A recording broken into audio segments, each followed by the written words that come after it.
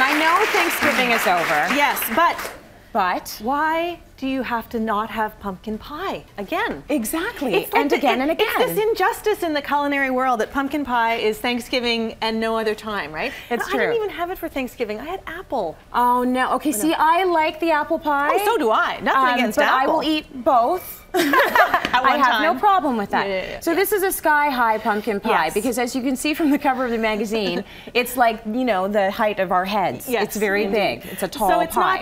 it's not just another pumpkin pie. This is like the sexiest, most gorgeous, amazing pumpkin pie. Okay. But it's still going to have that lovely pumpkin flavor, that pumpkin pie flavor that you're looking for. But a couple of just little extra easy twists. Okay. And the first one is some candied pecans. Now, candied nuts always seem to me like, I remember before I learned how to make them, I was like, oh, you know, you got to get the sugar, and I'm sure there's a thermometer involved. No, look, this is just a hot pan, medium high, some pecans. I'm going to take a little bit of sugar and sprinkle it over. And that is it. What's going to happen is that's all it takes? That sugar is going to melt, and it's going to become this crispy. Can you hear? I could eat a whole jug of these. You can go right ahead. I love the nuts. So how long does it usually take before it gets down to that? A couple of minutes. Oh, I am going to turn this off, though, because I have been known to burn nuts. Yeah, me too. Just saying. Okay, so now on with our pie. So instead of making pastry, ginger snap crumbs. Oh, nice. Just ground them up. Little ginger snap, exactly. Okay. And then this is just your standard pumpkin filling. Sorry, not pumpkin filling. It's pureed pumpkin. You can get something called pumpkin pie filling. Do not buy that. Bad. You want pure pumpkin. And that's just going to come in the can at the grocery store. Exactly. Exactly. Now, if you feel like roasting a pumpkin or even a butternut squash, you can also do that as well. That takes a lot of time, people. I'm just saying.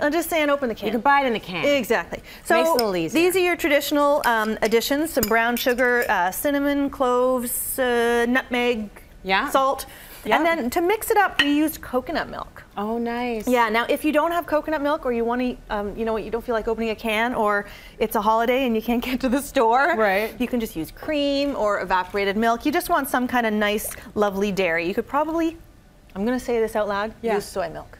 You could, huh? You could. Whatever dairy works for you. So are you a fan of the coconut? It's coconut everything now. Have you noticed that? I love coconut. It's really good for you. In fact, I know somebody whose nickname is Coconut. Really? And I love him. He's got this kind of like fluffy kind of top on his head. Like his hair looks like a kind of a coconut. And everybody calls him Coconut. It's like, hey, we're going to Coconut's house for dinner? So you just love all things coconut. I do. So look at this. Now you put in 3 eggs. Actually, it was 5 egg yolks. 5 egg yolks. That was a good guess, though. Sorry about that. But this is why you read a recipe. That's right. You know, that's why I always say. Cityline.ca will tell you the right way to do it there. Now, we only use the yolks because you know what the whites are going to be doing? They're going to be the meringue. Okay. Yes. So that's where you don't have any extra whites or yolks around. Good already. Okay, so boy, that was easy. I'm kind of out of things to do with that. So, I know, right? Yeah. So you made the crust. You crushed up the ginger snaps, and you made the filling. You make the filling. Now the crust bakes a little bit first until it just becomes sort of cookie-like. Then the crust goes in, and you bake it just until it's sort of set. Because this doesn't actually bake again once it comes out of the oven. Yeah. You put the meringue on, and then it doesn't bake again. That's it. So this gets all smoothed out. You put the foil over it, you bake it, and then ta-da! This is what it looks like. So perfect. And for people who have never tried a pumpkin pie before, it doesn't taste like pumpkins. No, it tastes like You know how long it took me to try pumpkin pie? Because I was like, I don't want to eat pumpkin in a pie.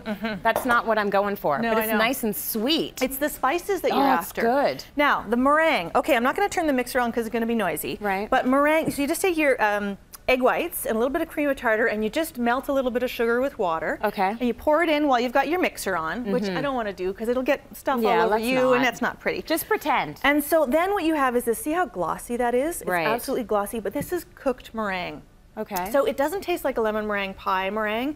It tastes more like a marshmallow. Oh, yeah. Yeah. That's a good thing. It's just like a big old pile of melted marshmallows. Do you find it hard to stop yourself so that the consistency doesn't get any softer than that? Like you want it to be sort of that glue kind of sticky. Now this is soft because it's sort of deflating a bit while we're here under the hot lights, but it does get quite fluffy. And oh, it's just hard not to eat that. That's so perfect. It's so yummy. Just get a spoon.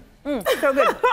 And then scoop off the top. You just want to torch it. So all you're going to do is turn on your broiler in the oven, And you're going to watch this like a hawk. You're not going to answer the door. If there's a child, you know, somewhere, you're just sit there with your eyes in the glass. Because everybody's broiler is different. Yours might be hotter than mine, and so you just want to watch it and turn it. But if you happen to maybe somebody gave you a blowtorch for Christmas, so you just turn on your blowtorch. Where are your goggles? And then do we need them? You don't really need them. This is a kitchen blowtorch, and you see you just torch it, and you're just looking for color.